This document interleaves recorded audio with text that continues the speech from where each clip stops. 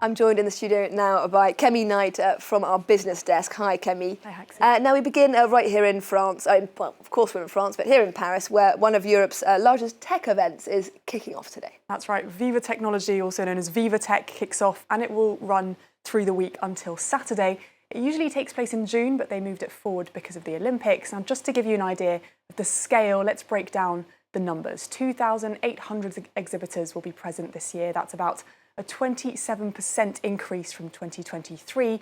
The event will host more than 11,000 startups and over 400 speakers, and organisers will be aiming to top last year's number of visitors, which stood at 150,000.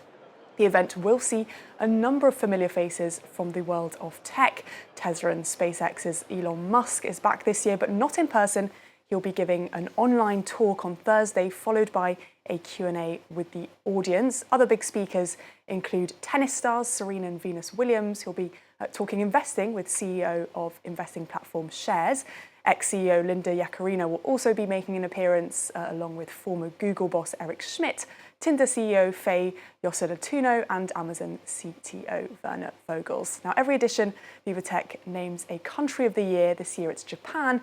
Organisers also say the main themes for this 8th edition are unsurprisingly AI, but also climate tech and mobility, among others. We'll have journalists on the ground bringing you all the latest from the event, Taxi. And VivaTech also, no doubt, an opportunity to put French innovators centre stage and presenting France as a leader in AI. That's right. I mean, over the past kind of 18 months or so, France has attempted to build a reputation as a leader in generative AI, the technology behind ChatGPT and similar tools. President Emmanuel Macron has drawn investments from big tech companies like Amazon and Microsoft, and venture capital firm Atomico says tech startups have been popping up in France at a faster rate than anywhere else in Europe.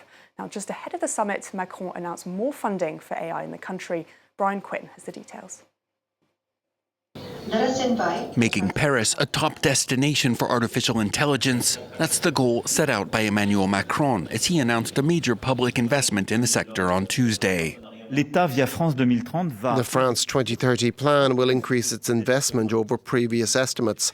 We'll be investing 400 million euros into 9 AI clusters, 9 university and research sites. The goal is to more than double the number of AI talents we're training.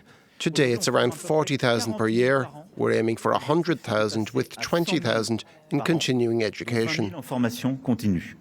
Macron also wants to double government orders from French AI startups with the goal of 1 billion euros in purchases by 2027. Investments and training aimed at integrating AI into French lives from an early age across a number of sectors. Middle schoolers will be able to study the technology starting in 6th grade, but the government also wants generative AI capabilities in businesses, hospitals, the courts, and the military. If Paris's goal is to be Europe's #1 AI destination, it's got its work cut out. The $8 billion invested in French tech companies last year were well behind the UK's $13 billion, Germany coming in third with $7 billion in investments. Meanwhile, Kemi, on the European front, legislation aimed at regulating AI has just been given the green light. Yeah, it's the world's first major law for artificial intelligence. And European Union member states gave it their final approval on Tuesday. It's a process that's been going on since 2021 when the European Commission first presented the proposal. The AI Act will now give the Commission the power to fine companies up to 35 million euros or 7% of their revenue if they breach it. It includes requirements to respect EU copyright law, transparency disclosures on how the models are trained, routine testing and adequate cybersecurity protections. There's also a closed list of prohibited systems, things like social scoring systems or predictive policing based on profiling. Now, critics say the law has been somewhat watered down since it was first discussed. Many saying EU tech startups like Mistral AI are getting preferential treatment. There's also quite a long road to implementation. The rules on general purpose systems, for example, won't kick in until a year after the Act comes into force, Haxi. Kemi Knight with today's Business Roundup. Thank you very much. And we're going to stick with the topic of